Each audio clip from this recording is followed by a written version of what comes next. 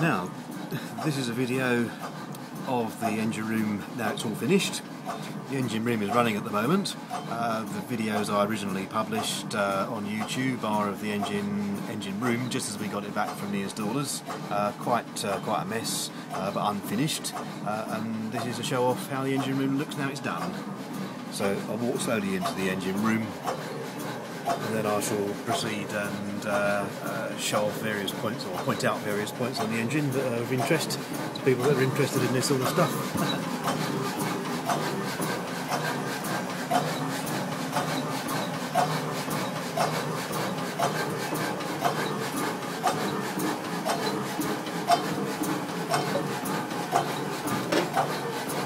It's a wide-angle lens. Sorry, it's not a wide-angle lens.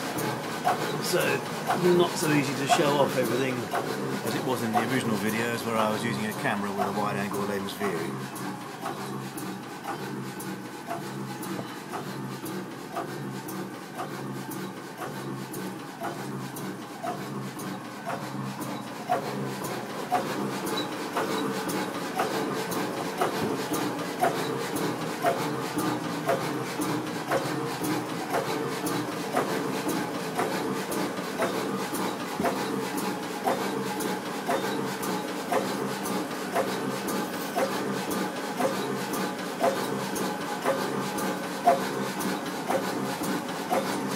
This down here is the chain feeding or driving the forward and reverse gear. There's a main shaft underneath the floor, which re-emerges behind this panel here. And another chain behind this panel goes up to the top, which you can't see behind the panel still. That moves forward to connect to the gear wheel that you can see at the front, at the back there.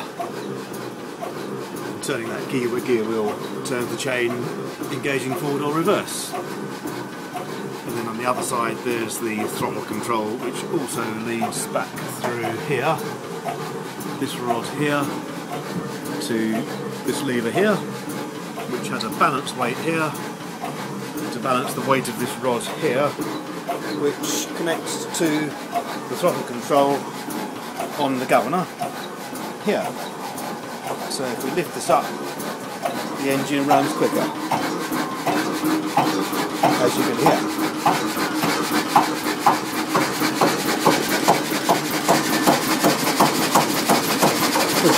Push it back down again for quietness. Back to tick over.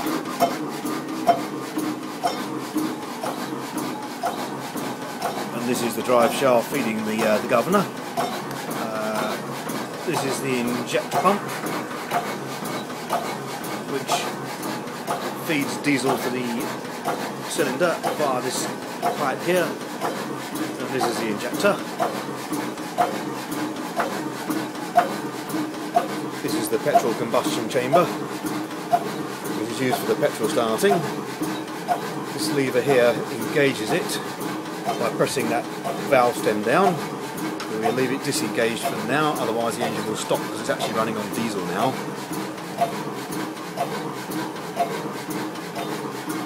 These are the cooling pipes to the cylinder block and cylinder head. This is the output. There's a gauge shows us that the water is flowing quite slowly. I'll run the engine a bit quicker. That little flap in there rises.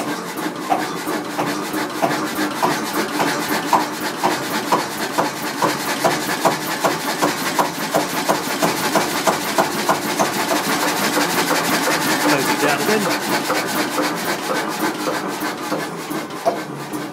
Anyway, the water then flows through along here.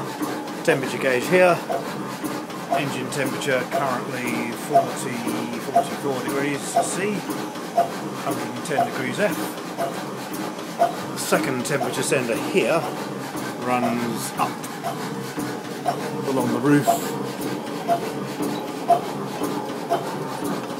and goes out through the pigeon box to a second temperature gauge outside that I can see from the steering position.